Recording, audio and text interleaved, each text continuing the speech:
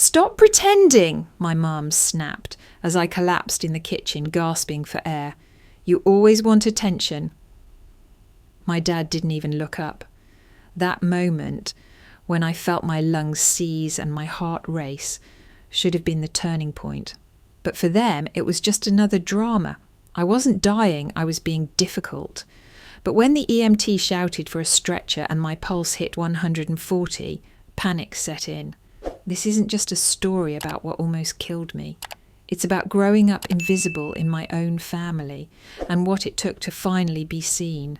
I used to think all kids grew up like I did, measuring their pain against their parents' moods, deciding whether a scraped knee or a pounding headache was bad enough to be taken seriously. In the Carter household, pain was more of a personality flaw than a medical concern. Crying didn't earn sympathy. It earned a lecture, or worse, silence. I was 7 the first time I realised my mother, Evelyn, didn't believe me. I had tripped on the driveway while racing my sister Lily to the mailbox. The impact sent a bolt of pain shooting through my wrist, and I cradled it, tears welling in my eyes. Evelyn, pristine in her ivory slacks and glossy lipstick, looked down at me with a smile so tight it could have cut glass. "Oh, sweetheart," she said, in that syrupy tone she saved for public outings and punishments. "That's just your imagination playing tricks again. It's a little bump. You'll forget about it by dinner." I didn't. My wrist throbbed all night, swelling until I couldn't even lift a spoon at breakfast the next morning. But Evelyn had already decided the narrative, minor scrape, emotional child, and there was no rewriting it. When I finally begged to see a doctor on day 2, she rolled her eyes but relented. The urgent care physician looked at the X-ray, then at my mother, incredulous. "It's fractured. Badly. You should have brought her in right away." Evelyn laughed it off. "She's a little dramatic, this one." Gregory, my father, didn't laugh. He didn't say much at all. His way of parenting was built on 2 principles, silence and self-reliance. "You need to toughen up," he'd mutter, usually without making eye contact. "Pain's part of life. You don't run to someone every time it shows up." So I learned not to run. I learned to swallow every cry, every ache, every fear. Evelyn's smiles and dismissals chipped away at my trust in myself. Gregory's distance made it worse. When you're a child, your parents' version of reality becomes your own. If they say you're overreacting, you believe them, even if you're bleeding, even if you can't breathe. Lily was the only exception in our house of denial. 3 years younger, quieter, but somehow wiser. She'd sneak ice packs into my room or whisper, "I believe you," when no one else was listening.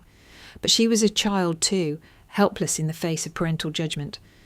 I remember lying awake at night with my cast propped on a pillow, listening to my parents argue softly downstairs. I strained to catch the words, something about me being too sensitive, about Gregory not wanting another excuse for weakness under his roof. That's what I became, the excuse, the exaggerator, the girl who cried pain. Over time, I stopped mentioning when I felt unwell.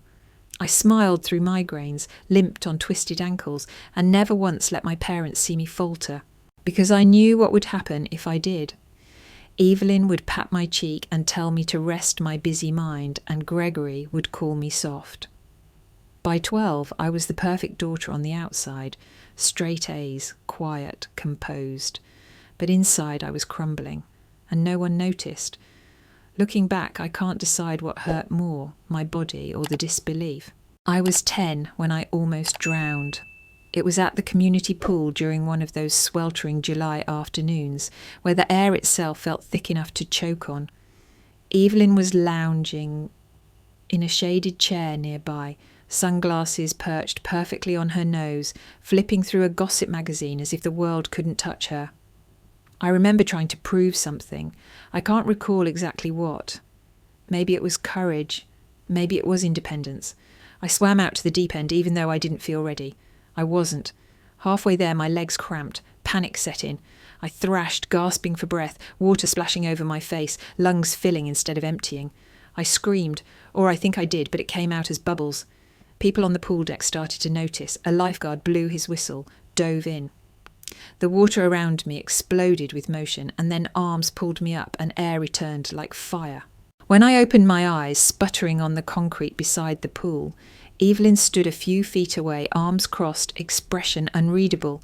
She didn't run to me. She didn't kneel beside me. She just said, "You're 10 years old and still can't swim properly?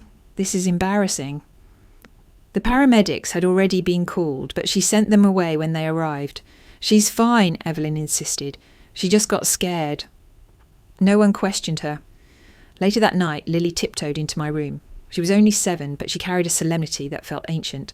She sat beside my bed and didn't say anything for a long time. Then finally she whispered, "You could have died." I nodded, eyes burning. "I know." "I would have told them," she said. "If they asked, I would have told them it wasn't your fault." I turned my head to her, startled. "You believe me?" She didn't hesitate. "Always." That was the night I realised the difference between being seen and being watched. Evelyn had watched me drown. Lily had seen me survive. After that, I became smaller in every way I could. I avoided attention like it was poison. I wore muted clothes, said the right things, got out of the way.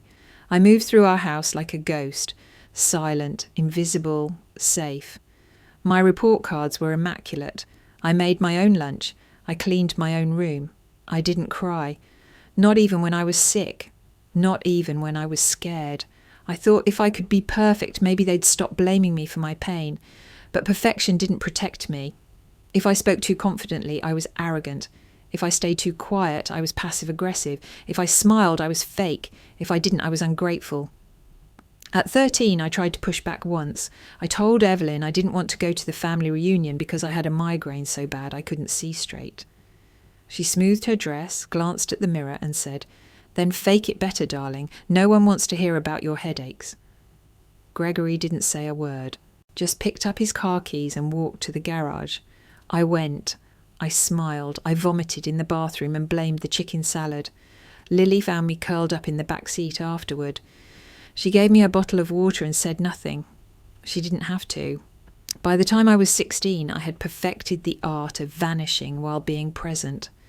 My parents never suspected I was crumbling. They couldn't see it. They didn't want to. Because if they acknowledged it, they might have to admit it wasn't all in my head. And that for them would have been too painful. It only took 3 weeks for my life in the city to implode. The marketing firm I worked at had been teetering on the edge for months. Rumours of client losses floated through every break room and whispered hallway conversation. But when the layoffs came, I still wasn't ready. I sat in a glass-walled conference room as HR read a script about budget cuts and how valuable I'd been. My severance cheque felt like an apology for being disposable. Rent in the city didn't care about apologies. My savings vanished faster than I imagined. First on bills, then groceries, then gas. I interviewed relentlessly, submitting dozens of applications, each rejection chipping away at my confidence. Days bled into weeks. My phone stayed silent. My fridge stayed empty. When I finally called home, it wasn't to ask for help. It was to let them know I might visit, for a few weeks, just to regroup. I left out the parts about ramen dinners and eviction notices. Gregory answered with his usual gruff tone. "Your mum and I talked. You can stay in the attic, rent-free, but you'll need to help around the house. It's not a vacation." I almost laughed.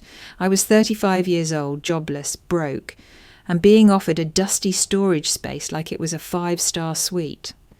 Still, I muttered a thank you and agreed. The attic was exactly how I remembered it, cramped, hot and musty. Once used to store Christmas ornaments and boxes of old tax documents, it now had a twin bed with a faded quilt, a scratched-up dresser and a floor fan that rattled like it was one gust away from death. There was no bathroom, no door, just a pull-down ladder from the hallway. Privacy? Non-existent. Evelyn had insisted it was the most reasonable option. She'd turned my old bedroom into a sewing room 5 years ago and wasn't about to undo that progress. "Besides," she'd said with a smile, "being up there will give you space to reflect. Think of it like a creative retreat." Right, a retreat with cobwebs and no AC. The first night back, I lay on the creaky bed, staring at the angled ceiling, trying to ignore the scratch of insulation behind the walls. Every sound in the house echoed up, my father clearing his throat, the microwave beeping, the low hum of the evening news. It was like sleeping in a surveillance chamber where I was both prisoner and exhibit. Downstairs, Evelyn had resumed her old habits as if I'd never left. She left chore lists on the kitchen counter every morning, colour-coded in pink gel pen. Water the plants, organise the pantry, vacuum the upstairs hallway. Every task came with a postscript. Let me know when it's done so I can double-check. It wasn't just about pitching in, it was about proving something. That I wasn't lazy, that I wasn't helpless, that I wasn't the failure her tone suggested every time she said, "It's good to have you back, for now." Gregory barely acknowledged me beyond a nod at dinner or a grunt when I passed him in the hallway. He spent most of his time in the garage, tinkering with projects that never seemed to end. The silence from him was oddly comforting. At least he wasn't pretending. I tried to carve out time to job hunt between the chores and errands. But every time I opened my laptop, something interrupted. Evelyn needing help with a garden hose, Gregory asking if I could pick up dry cleaning, a neighbour stopping by with tomatoes and staying an hour.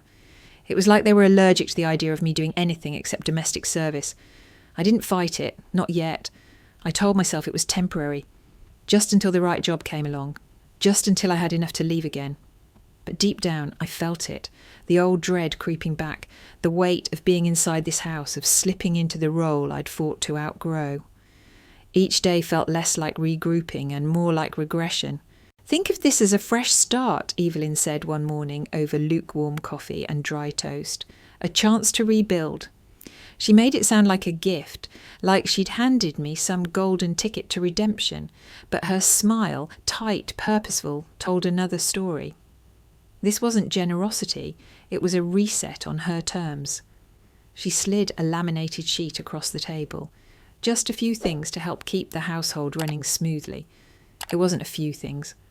It was a full day's itinerary, cleaning, organising, cooking, even setting up appointments for her eye doctor and my father's car inspection. There were time blocks, colour-coded boxes, and passive-aggressive reminders. Don't forget to mop under the fridge this time. My name was printed at the top in bubble letters, Nora's Weekly Contributions. I blinked at it, unsure whether to laugh or scream. "Is this a job description?" Evelyn looked offended. "It's structure. You said you wanted help starting over." "Well, routines help the mind stay focused. Idle hands, you know." "I said I needed time to apply for jobs, not run a household," she pursed her lips. "You'll still have plenty of time in the afternoons." That was a lie. Between the chores, errands, and the constant interruptions, Evelyn asking for help with a phone setting, Gregory needing a hand moving a workbench, my days disappeared in fragments. Every time I opened my laptop, someone knocked, called, or sighed loudly until I responded. I began waking up early just to get 30 uninterrupted minutes of job searching in before Evelyn rose. It felt like stealing time in a house where my own hours didn't belong to me. But I tried to stay hopeful. I applied to positions I was overqualified for, reached out to old contacts, reworked my resume at least 6 times. Rachel, my college roommate, sent me leads and voice notes of encouragement. "Hang in there, Nora," she'd say. "You're not stuck, you're just detouring." I clung to that word, detour, as if it could rescue me from the looming truth. I was back in the place I'd fought so hard to escape, and this time I might not make it out. Evelyn became more involved with each passing day. She'd check in during job applications, hovering behind me like a supervisor. "Oh, don't put that. Say you're enthusiastic, not desperate," she'd advise, peering at my screen. "Shouldn't you wear makeup for Zoom calls just in case?" She began tidying my resume folder, accidentally deleting saved files. She reorganised my bookmarks, moved my reference list into a Google Doc she could edit. "I'm just streamlining things," she said, as if hijacking my job search was a kindness. When I finally confronted her, she blinked innocently. "I thought you'd be grateful for the help. You've seemed so unproductive lately." Gregory didn't intervene. He never did. At best, he was indifferent. At worst, complicit. When I told him I needed space, he grunted. "You live under our roof. There are expectations." "Expectations or control?" I asked. He walked away. It all built slowly like pressure in a closed jar. Every attempt I made to reclaim a piece of independence was countered by a new favour from Evelyn or a new errand from Gregory. I couldn't breathe without justifying the inhale. Then came the final straw. One Thursday afternoon, I had a promising virtual interview. The recruiter was from a small startup in Portland, and they liked my portfolio. I wore a blazer. I reviewed notes. I felt, for the first time in months, like myself again. 5 minutes before the call, Evelyn knocked. "Quick question. How do I log into the HHOA portal? They updated it, and now I can't find the trash schedule." "I can help after my meeting," I said, trying to keep my voice even. She frowned. "It'll take 2 seconds. Why are you being so snappy?" "I'm about to have an interview, Mum." She crossed her arms. "If it was that important, you should have put a note on the door." The meeting didn't go well. My energy was off, the recruiter seemed distracted, and halfway through, Evelyn opened the door again, this time to ask where I'd moved the mop. I ended the call early, citing technical issues. Then I sat at my desk, staring at the wall, hands trembling. It wasn't a home, it was a performance space where I was cast as the grateful failure, the compliant daughter. I wasn't starting over, I was erasing myself all over again. And the worst part? I was letting them.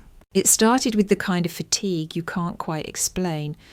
Not tiredness from work or lack of sleep, but the bone-deep kind that made it feel like my limbs were dragging through molasses. I noticed it one morning as I stood brushing my teeth, watching my reflection blur and sharpen in the mirror like I couldn't quite focus on myself. My right leg ached, a slow throb in the calf that pulsed heavier when I stood too long. I thought maybe I'd pulled a muscle lifting a box of old books for Evelyn the day before. No bruising, no swelling, just a dull, persistent pain. I didn't say anything. Not at first. By day 3, the ache had spread. My chest felt tight in the mornings, like I'd slept under a pile of bricks. Walking up the stairs from the kitchen left me winded. I paused halfway once, hand on the railing, heart pounding too fast for such a short climb. I mentioned it over breakfast, casually, like it wasn't eating at me. "Feels like I'm coming down with something," I said, trying to mask my concern. Evelyn didn't look up from the paper. "That's what happens when you don't move enough. Your body's used to all that city walking, and now it's in hibernation mode." I blinked. "I've been doing everything around here. I barely sit." She waved her hand dismissively. "Fatigue is often psychological. Try drinking more water or go for a run." Gregory chimed in from across the table. "Don't let a little tiredness turn into an excuse. You've got interviews to land." It wasn't a suggestion. It was a warning. So I pushed through. I forced myself to go for short walks, even when each step made my leg feel like it carried an extra 10 pounds. I chugged water. I stretched. I Googled symptoms late at night and told myself it was just stress. Bodies do weird things under pressure, right? Still, I started setting an alarm 20 minutes early every morning, time to recenter, to prepare for the version of me they expected to see, alert, cheerful, productive. But I was deteriorating, and I knew it. Every time I mentioned my symptoms, Evelyn had a new spin. "You're just out of rhythm," she said once. "Hormonal. Happens at your age." She dropped the word "your" like a stone in a pond, letting its ripples sting quietly. Gregory was more direct. "You've always had a flair for the dramatic, Nora. Don't let that ruin your comeback." Comeback. Like my life was a PR campaign. I started second-guessing myself. Maybe I was being overly sensitive. Maybe I was manifesting symptoms because I wanted an excuse. That's what Evelyn would say, wasn't it? You always make a big deal out of little things. I stopped talking about it altogether, but that didn't make it go away. One afternoon, while vacuuming the hallway, I had to sit down halfway through. My heart felt like it was sprinting ahead of me, while my lungs were dragging behind. The air didn't seem thick, but it didn't seem like enough either. I sat on the edge of the stairs, head between my knees, counting breaths. Lily called later that night. "How's the job hunt?" "Slow," I admitted. "And I think I'm getting sick." She paused. "What kind of sick?" I hesitated. "Tired, some leg pain. Breathing's been weird." There was silence on the line, then her voice sharpened. "How weird?" "I'm fine, just adjusting." "Nora," I sighed. "I get winded really easily, that's all." "That's not nothing," she said. "Is your leg swollen red?" "No, not really." You need to be careful. It could be a clot. Have you been sitting a lot? I've been running around this house like a maid. I barely get a chance to sit. She exhaled into the phone. You should get checked. Mum says it's just inactivity. Well, Mum's not a doctor. I know, I said quietly. But still I didn't go. Because as much as I wanted to believe Lily, a part of me, the part that had been shaped by years under this roof, still clung to the idea that I was overreacting, that I'd make a scene, get told I was imagining things again, and then have to smile through the aftermath. And so I did what I always did. I smiled, I worked, I swallowed the warning bells screaming through my body. The next morning, Lily called again. Her voice carried that quiet urgency I remembered from childhood. Low, deliberate, like she didn't want to scare me but needed me to listen. I've been thinking about what you said, she began. Fatigue, shortness of breath, calf pain. Nora, that's classic for a DVT. A clot, it's serious. I opened my mouth to respond, but she kept going. Promise me you'll go to urgent care today, please. I'll think about it, I said, even though I already knew I wouldn't. Not today. You need to be seen, she pressed. If a clot breaks loose... I know, I interrupted, but today's not good. Lily sighed. Because of Mum? I didn't answer. That afternoon, Evelyn cornered me in the kitchen, and she held her planner like a commander delivering orders. So, she began brightly, for the 4th of July, full house this year. I'm expecting at least 20 people. You'll take care of the setup and food prep, right? I blinked. All of it? Well, you're here, she replied, as if that was justification enough. It'll give you something to do. Keep your mind off the job search. I was hoping to... Nora. Her voice dropped an octave.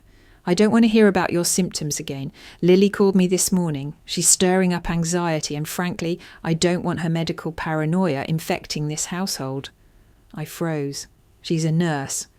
She's dramatic, Evelyn snapped, just like you. There it was again. The legacy, the label. She crossed her arms. I won't have people calling this house, questioning our choices, alarming you unnecessarily. It's not good for you. Not good for me. As if censorship was a kindness, as if denying my body's distress was somehow therapeutic. I should have walked away. I should have driven to a clinic and demanded a scan. But instead I nodded. Okay, I'll handle the party. Wonderful, she chirped. You've always been good at presentation. Just keep it cheerful, The following days blurred into a cycle of pressure and self-neglect. I shopped, chopped and cleaned. I hauled folding chairs from the basement, scrubbed patio lanterns, and steamed tablecloths Evelyn hadn't touched in years. Every step up the stairs made my right leg scream, but I told myself it was exhaustion, repetition, overuse. I researched recipes and made 3 spreadsheets: guest list, grocery list, timeline. I baked test batches of cornbread muffins, only to have Evelyn wave them off as too dry. I remade them. Lily texted, asking if I'd seen a doctor yet. I didn't answer. I couldn't. The pain grew bolder by the hour, travelling from a dull ache to a steady pulse behind my knee. By the 3rd day, I was limping slightly, careful not to let it show. I started wearing long skirts to hide the growing discoloration. My leg wasn't just sore now. It was hot, puffy, angry. I knew. Deep down, I knew. But the 4th was tomorrow, and I hadn't finished the marinade for the ribs or finalised the drink station. Evelyn had printed menus. Gregory had invited the entire neighbourhood. The whole event now sat squarely on my shoulders. That evening I stayed up late arranging mason jars with twine and mini flags. My fingers trembled as I tied each knot. My back throbbed. My heart fluttered in strange, uneven beats. I told myself I could sleep in on Sunday. When I finally crawled up to the attic, it was past midnight. I peeled off my socks and saw the angry swelling below my knee. The skin looked tight, stretched too far, like it might split. I pressed a finger into the flesh. It left a dent that didn't bounce back. Something was wrong, really deeply wrong. I made my way to the bathroom in silence, not wanting to wake anyone. The tiles were cool beneath my bare feet. I sat on the closed toilet lid, heart pounding in my throat. In the mirror I looked pale, not tired, ghostly. My lips were dry, my eyelids drooped. I didn't recognise myself. The pain in my leg pulsed with a warning I could no longer ignore. I buried my face in my hands and sobbed, quietly, fiercely. Not because of the pain, but because I knew what would happen if I told them. They'd say I was making it up, again. And part of me still wondered, what if they were right? The morning of July 4th arrived suffocating and sweltering. Sunlight poured through the attic skylight, cutting across my face like a searchlight, dragging me from sleep I hadn't really fallen into. My leg throbbed, angrier than ever, and I already felt out of breath from simply changing clothes. Downstairs, the house buzzed like a beehive. Evelyn was in hostess mode, hair curled, pearls on, lips painted coral. She barked directions with a polished smile as if preparing for a press conference. Gregory hauled coolers from the garage, muttering about how the propane tank was too light. I shuffled into the kitchen where a stack of dishes, trays and serving spoons waited like soldiers before battle. "You're late," Evelyn said, not looking up from her cheese platter. "Guests start arriving in 2 hours." "I was up all night finishing the decorations," I reminded her, barely keeping the edge out of my voice. "And now you'll finish the rest," she replied smoothly. "Don't start with attitude, it's a holiday." I gritted my teeth and got to work. Every step made my calf feel like it was being squeezed by an invisible fist. The heat in the kitchen made it worse, but I said nothing. I couldn't afford to. By mid-morning, I was drenched in sweat and limping slightly, trying not to draw attention. I sliced fruit, set up drink dispensers, and arranged centerpieces as Evelyn floated around greeting early arrivals. The doorbell rang constantly. Aunts, uncles, cousins, neighbours, all smiling, all talking over each other. I greeted them with forced warmth, but their smiles faltered when they looked at me. There was a flicker of hesitation in their eyes, a silent judgment I couldn't quite place. Then I overheard it. In the hallway, behind the cracked laundry room door, Evelyn spoke in her hushed, concerned mother voice to Aunt Lorraine. "We're just keeping an eye on her," she said. "She's had episodes. It's all very delicate." A pause. Then, yes, anxiety, depression, possibly more. We're trying not to label it. I froze. "She doesn't like to talk about it," Evelyn continued, her voice full of practiced sympathy. "But it shows up in strange ways: fatigue, isolation, obsessive behaviour. We just try to be patient." My stomach twisted. My cheeks burned with a shame that wasn't mine. So this was the story now: mental instability, a comfortable lie wrapped in concern, just enough truth to be believable. I stepped away before I could hear more, my breath shallow and sharp.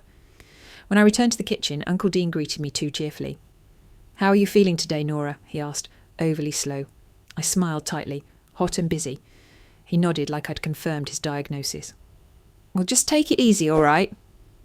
Aunt Lorraine appeared behind him with a glass of lemonade I hadn't asked for. "Here, sweetie, stay hydrated." And just like that, I wasn't Nora anymore. I was delicate, troubled, unbalanced. The narrative Evelyn had painted bled into every interaction. Lily arrived just before noon, her face brightening when she saw me, until she saw my expression. "You okay?" she asked, keeping her voice low. I shook my head slightly. "Later." She looked me up and down. "Your leg looks..." "Later." I couldn't afford any more whispers, not when Evelyn was watching from the deck, wine glass in hand, like a trophy. As the guests settled into lawn chairs and tossed beanbags in the yard, I kept working. Evelyn approached me while I was setting out the desserts, her tone deceptively light. "Smile, Nora. Don't let them see how stressed you are. You know how people talk." I looked up at her, stunned. "They're talking because of you." She blinked a little too long, then leaned in. "You may not value your reputation, but some of us do. Try not to embarrass yourself today." Then she patted my arm and walked away. The insult landed like a slap. I turned to grab a tray and caught sight of my reflection in the patio door. Pale, sunken eyes, sweat glistening on my forehead, one leg slightly swollen beneath my skirt. I looked like someone on the edge of collapse, and still I was expected to serve. By late afternoon, the heat had grown suffocating. My shirt clung to my back, damp and heavy. Every step sent a ripple of pain through my right leg, now visibly swollen beneath my skirt. Still, I moved between the kitchen and the patio like a wind-up doll, smiling, nodding, placing trays down with a shaking hand. The tightness in my chest had crept in slowly, like fog rolling across a field. At first I thought it was the heat or stress, but as the sun slid lower in the sky, it began to feel heavier, like something pressing from the inside. I ignored it. Of course I did. I was plating cupcakes when the first sharp pain jabbed between my ribs. I paused, steadying myself on the edge of the counter, trying to breathe slowly. Inhale, hold, exhale, repeat. It didn't help. The pain intensified, not stabbing, not burning, but dense, like my lungs were trying to expand and couldn't. My heart thudded with alarming speed, not from movement, but from something deeper. Something wrong. I glanced around. The kitchen was empty for now. Outside laughter erupted as someone won a round of cornhole. Through the window I saw Evelyn clinking glasses with Aunt Lorraine, beaming like the queen of suburbia. I tried to take another breath. It caught halfway. I sat down, gripping the counter's edge, hoping the moment would pass, that the pain would recede, that the dizziness would fade. But my vision blurred and the room tilted. I stood too fast, and the floor seemed to rise to meet me. Plate still in hand, I stumbled towards the sink, trying to catch myself, but my arms gave out. The crash echoed like a gunshot, ceramics shattering, silverware scattering across the tile. I hit the floor hard, my leg folded awkwardly beneath me. A searing jolt of pain exploded through my chest, and this time I gasped. Loud, ragged, desperate. Footsteps thundered towards the kitchen. Gregory appeared first, followed by Evelyn. "What the hell?" Gregory barked. He stared at me, panting on the floor, surrounded by shards of porcelain. I opened my mouth to speak, but all that came out was a rasp. "I can't—" He cut me off with a scoff. "Damn it, Nora, not today." Evelyn stood frozen behind him, her expression flickering between irritation and something else. I couldn't tell what. Pity? Embarrassment? Gregory stepped forward. "Get up, you're making a scene." I couldn't. I tried to push myself upright, but my arms trembled too violently. The pressure in my chest tightened like a vice. My mouth opened for air that wouldn't come. "I said enough," he snapped. "Get off the floor. Dishes break. Big deal." I looked up at him. My father. His face set in that familiar stone mask, arms crossed, towering above me like I was 13 again, like I'd disappointed him by existing in the wrong way. I choked out the only words I could. "I can't breathe." Gregory's frown deepened, but he still didn't move. Evelyn stepped forward then, her voice shrill. "She does this," she told him, but loudly enough for the hallway. "It's stress. She needs to calm herself." Something shattered in me then. Not bones. Those would come later. It was something deeper. A belief I hadn't known I'd still clung to, that in a true emergency they'd see me. That pain, real and raw, would finally be undeniable. But it wasn't, because I was lying on the floor, fighting for air, and my parents, the people who were supposed to protect me, were debating whether I was faking it. I reached for the counter again, knocking a glass to the ground. It shattered beside me, a symphony of ruin. Finally, footsteps approached fast. Lily. She dropped to her knees beside me, eyes wide with panic. "She's cyanotic," she said, voice shaking. "Her lips are blue." "I'm calling 911. Gregory stepped forward. "You don't need to make this worse."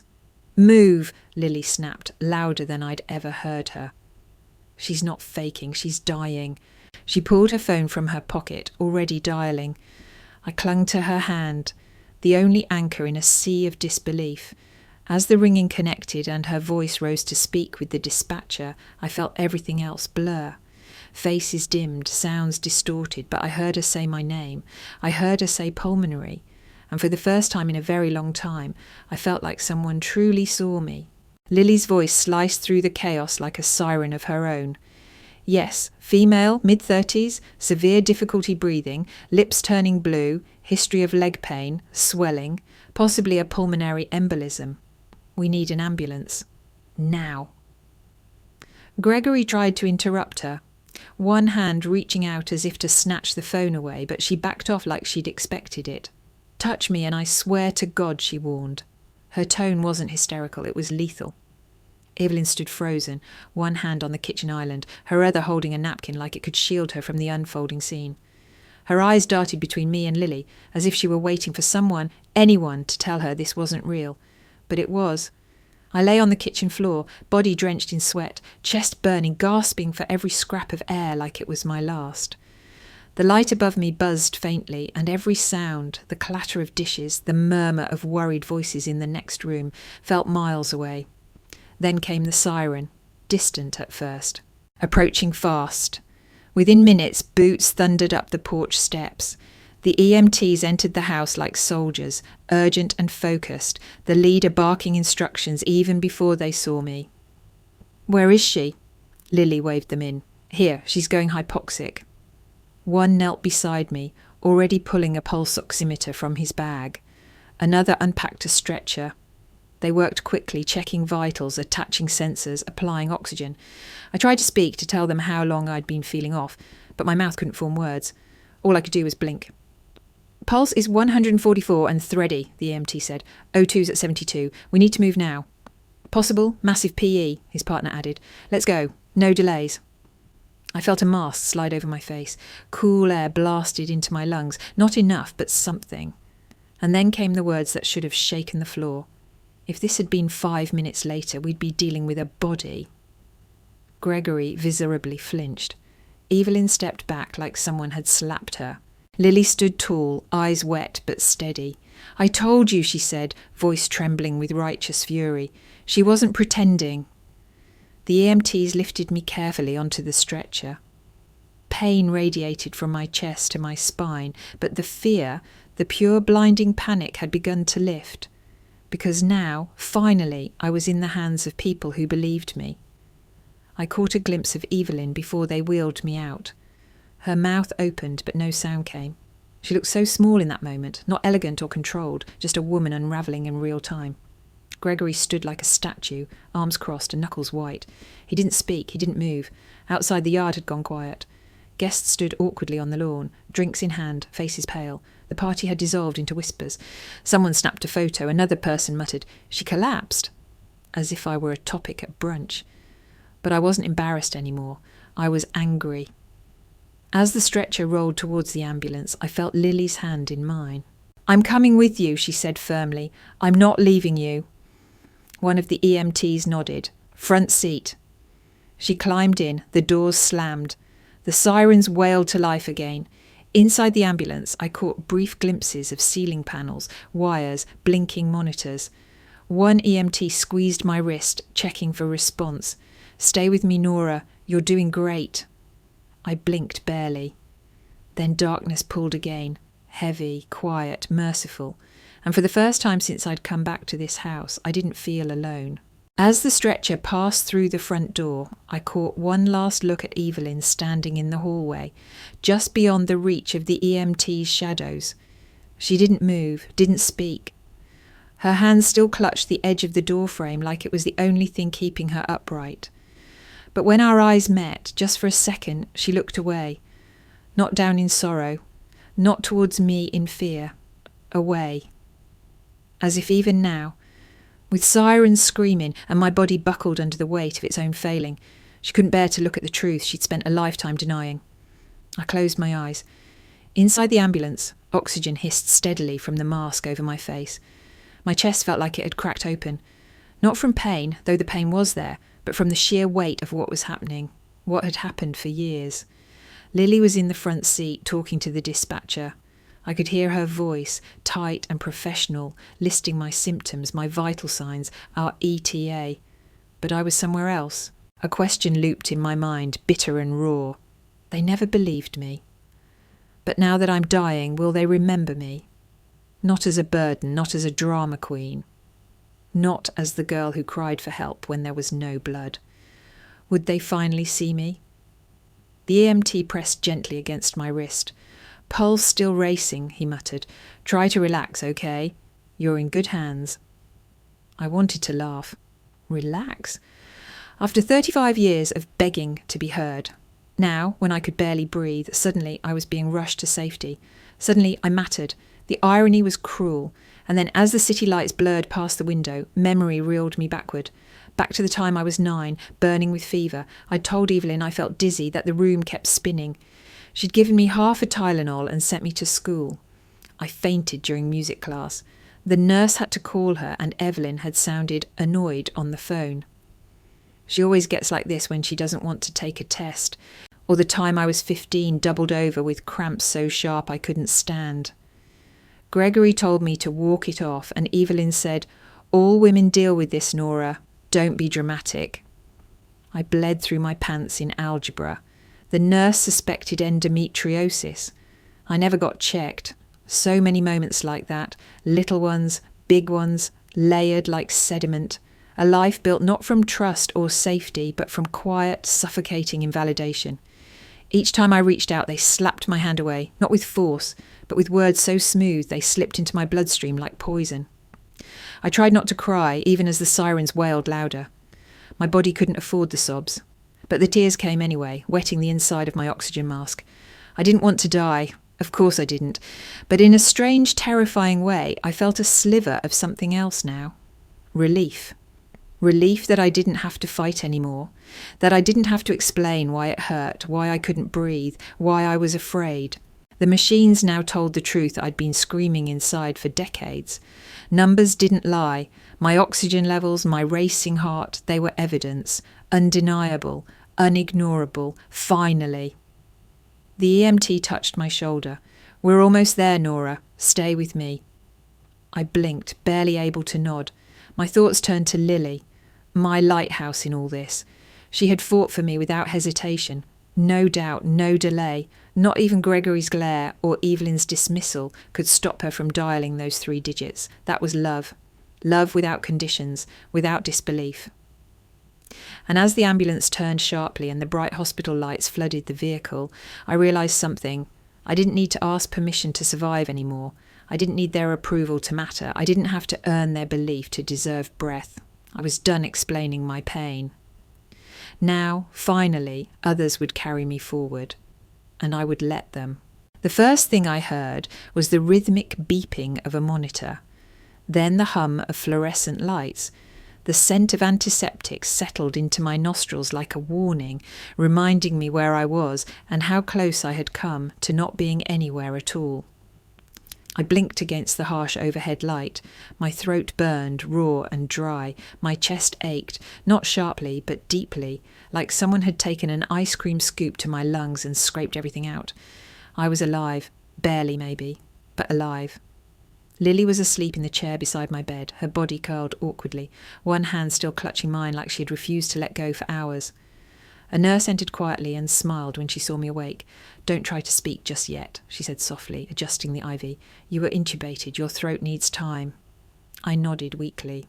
"Your vitals are stabilising. That's good," she added. "Dr. Monroe will be in soon." Lily stirred, startled awake, and her eyes flew to mine. "You're awake," she whispered, then leaned forward and kissed my hand. "You scared the hell out of me." I tried to smile.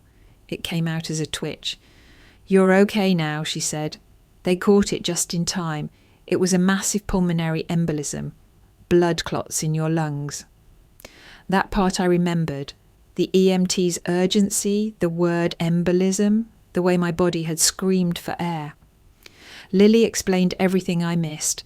The ER chaos, the team that rushed to break up the clots, the overnight ICU stay. I had slept through most of it, unconscious under a cocktail of medication and machines.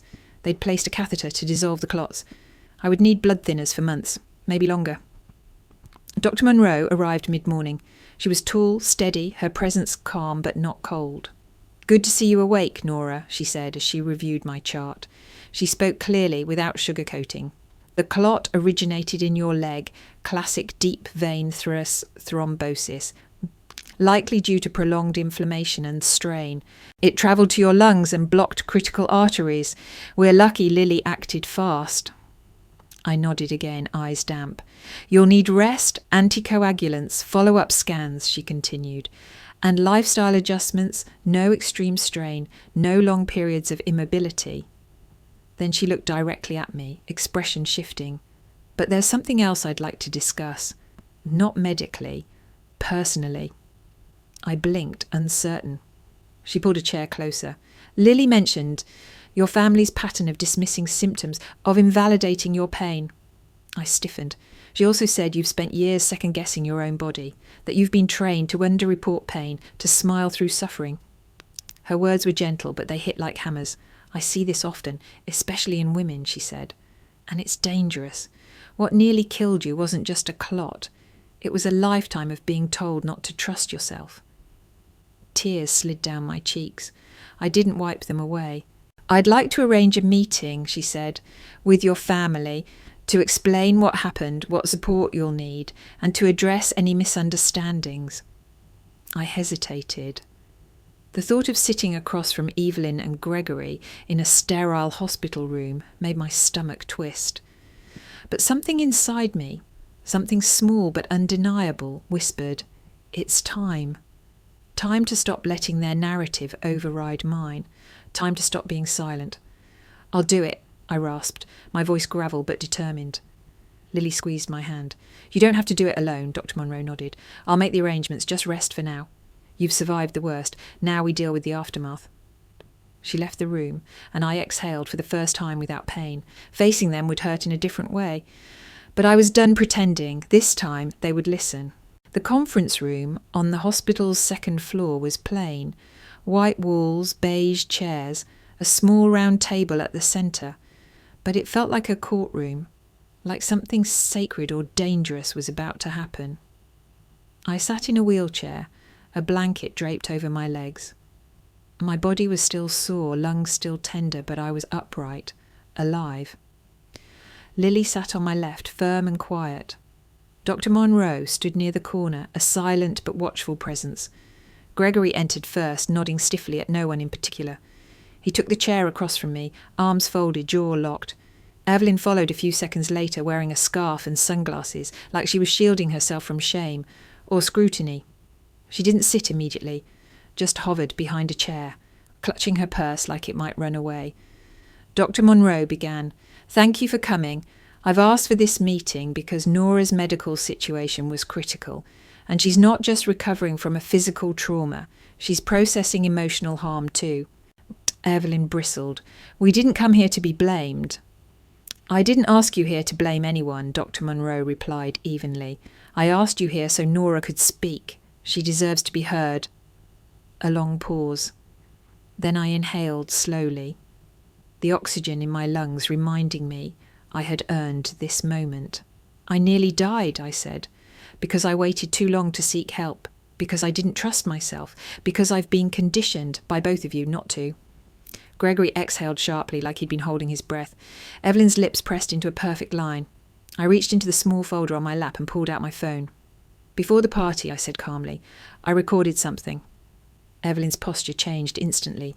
"Excuse me?" I pressed play. Her voice, crisp and unmistakable, filled the room. "We're just keeping an eye on her. She's had episodes. It's all very delicate." The recording continued. "Yes, anxiety, depression, possibly more. We're trying not to label it. She doesn't like to talk about it, but it shows up in strange ways." And finally, "Don't let anyone know she's... it's a family matter." I hit stop. Silence. Evelyn's face went white. That was a private conversation.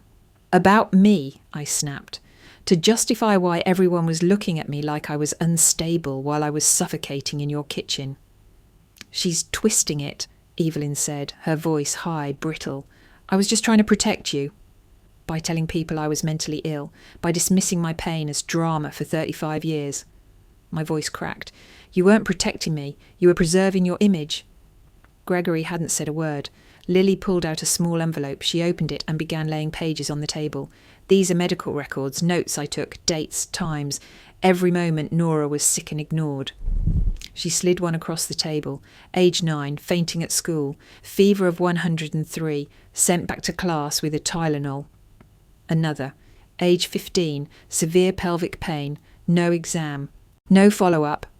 Another. Age 22, flu symptoms ignored for days, developed into pneumonia. Gregory's eyes moved slowly over the papers. Still he said nothing. Evelyn stood. "I won't sit here and be accused." "You're not being accused," Dr. Monroe said. "You're being informed, and maybe, if you're willing, educated. But Evelyn was already walking towards the door. I have nothing more to say. She left without a backward glance. The door clicked shut behind her. For a long moment, no one spoke. Then Gregory leaned forward. "You're right," he said quietly. "I didn't believe you. I thought I was making you stronger." "You made me invisible," I said. He nodded. "I see that now." I didn't know whether it was remorse or just shock that kept him still. But for once he wasn't arguing. He was absorbing. Dr. Monroe broke the silence. "Healing from this will take time. Nora needs space, support, and freedom from judgment. If you're part of her life moving forward, that's the requirement." Gregory nodded again. Lily reached for my hand, and just like that, something broke open, not violently, not with fire, but like a cracked window finally letting in air. I wasn't healed, but I was heard. 3 weeks after leaving the hospital, I stood barefoot in the kitchen of Rachel's apartment, breathing in the scent of brewing coffee and clean countertops. The late morning sun streamed through the windows, dusting the small space in warmth. It felt simple, ordinary, and utterly mine. Rachel had insisted I move in as soon as I was discharged. My roommate left. "The spare room's yours," she said, matter of fact as ever. There was no guilt, no obligation in her offer, just love given freely. I hesitated at first. Leaving my parents' house felt like fleeing, but the truth was I had nothing left to salvage there. Whatever healing needed to happen couldn't be done under the same roof where my pain had been buried for decades. So I moved. With Lily's help, we packed what little I had from the attic, some books, a duffel of clothes, and a few printed job applications. Gregory had offered to help carry boxes, but I declined. Evelyn didn't come out to say goodbye. Rachel greeted us with groceries already stocked and a no drama allowed magnet on the fridge. Lily followed a few days later. "I requested a transfer," she said casually over dinner. "There's an opening at a hospital 15 minutes from here." "You're serious?" I asked, eyes wide. She smiled. "I'm not leaving you alone in this. We became a new kind of family. One that listened. One that didn't question bruises or breathlessness or tears. We watched terrible movies, tried questionable recipes, and took turns reminding each other to rest. My recovery was slow, and the blood thinners left me with constant caution. Every bump became a worry, every headache a question. But I learned to monitor my body without fear. I tracked symptoms, checked in with doctors, and didn't downplay discomfort. And when I was tired, I said so. When I hurt, I said that too, and no one rolled their eyes. I began therapy twice a week, first for the medical trauma, then for the deeper wounds. The sessions were painful, but every tear I cried in that quiet office was another stone removed from the mountain I'd carried for 35 years. I started to see myself differently, not as a burden, but as a survivor. And just as the physical bruises faded, the emotional ones started to breathe. Then one afternoon I opened my email and saw her name. From Evelyn Carter. Subject, "I owe you an apology." I stared at it for a long time. My heart didn't race, my hands didn't shake, I didn't feel dread, just curiosity. I clicked. "Dear Nora, I've had time to think, to reflect. I know I've hurt you and I know I failed you. I didn't see what was in front of me because I didn't want to. That's not an excuse, just the truth. I'm sorry for dismissing you, for not protecting you, for silencing you. I know an email can't undo decades, but I hope it can be a start. Love, Mum." I read it twice. Then I closed the laptop. I didn't reply. Not out of spite, not out of rage, but because I no longer needed her response to validate my healing. Her apology was too late to matter, but not too late to exist. She could carry that weight now. It wasn't mine anymore. Later that night, I curled up on the couch beside Lily, a cup of chamomile tea warming my hands. Rachel was in the next room, humming off-key to a playlist while folding laundry. Outside, the city buzzed faintly, a symphony of life continuing. I inhaled deeply. No pain, no guilt, just breath. And for the first time in my life, it was mine. It was a grey Thursday when Evelyn showed up at my door. Rachel had already left for work and Lily was on a night shift. I was folding laundry in the living room when I heard the knock. 3 soft taps, hesitant and deliberate. I opened the door slowly, and there she was. Hair too perfect, makeup smudged, scarf twisted at the neck like she'd dressed in a rush. Her eyes were red, not from lack of sleep, but from crying. "Nora," she said, voice thin, "please." I didn't speak. I stepped aside, letting her in, but didn't offer her a seat. She wrung her hands, eyes scanning the apartment like it was a foreign country. "You've done well," she said, almost a whisper. "It's cosy."